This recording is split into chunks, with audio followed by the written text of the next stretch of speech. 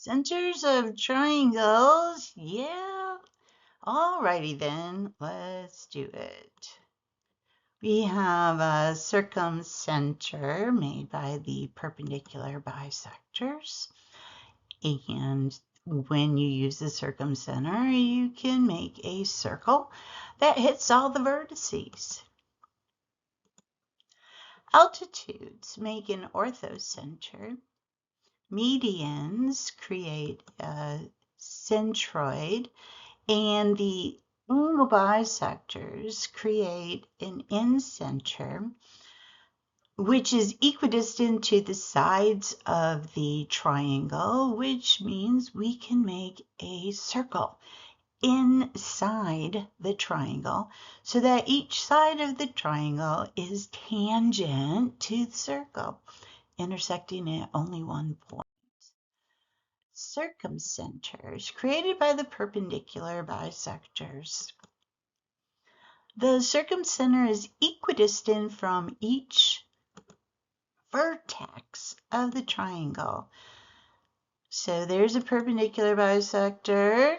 Those two segments are congruent. That's what makes it a perpendicular bisector. That and is perpendicular to that side. Let's see, there's another perpendicular bisector, line MY. It is perpendicular to side BC and goes through the midpoint, so those two segments are congruent to each other. Last perpendicular bisector goes through the midpoint of the side AC and is perpendicular to it, so those two segments are congruent to each other. And the most important fact is that the circumcenter is equidistant from each vertex of the triangle, which I just shaded there for you. Length of segment AM is equal to length of segment CM, which is equal to length of segment BM.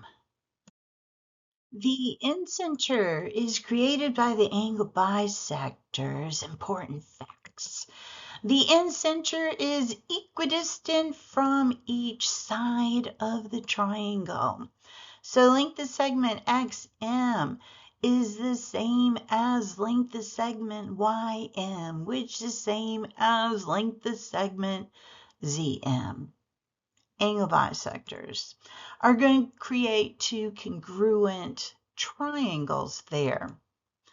Those two lengths are going to be the same. Length of segment AX is going to be the same as length of segment AZ.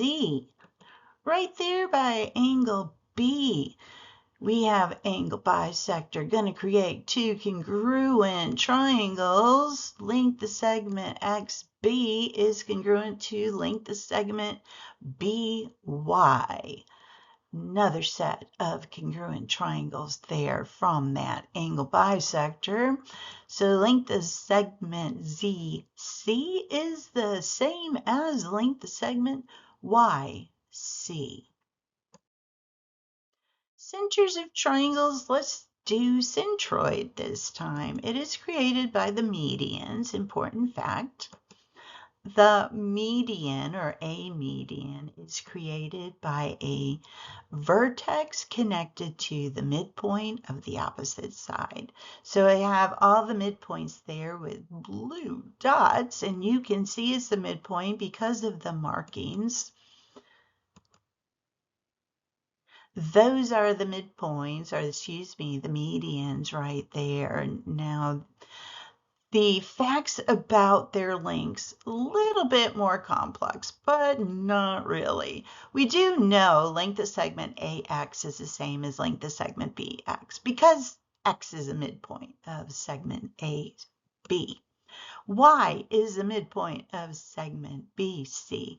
So length of segment BY is the same as length of segment YC. One more, Z is the midpoint of segment AC. So length of segment AZ is the same as the length of segment ZC.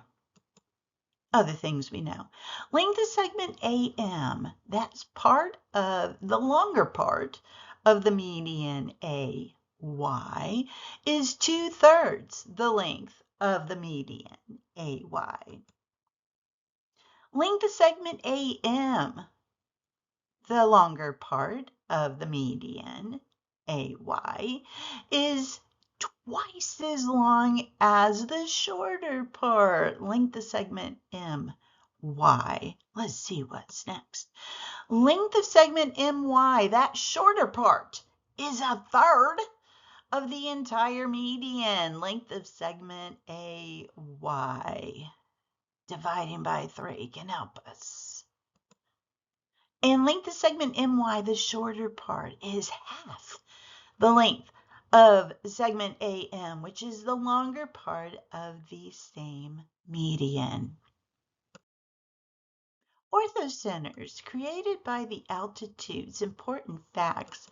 An altitude is created by a vertex connected to the opposite side so that it is perpendicular.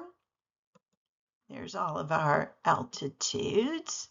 Perpendicular to that side. Now, sometimes you have to extend the sides in order to get the perpendicular, but the triangle ABC is acute, so all the altitudes are going to meet on the inside and inside of the triangle, and the intersection point M is the orthocenter.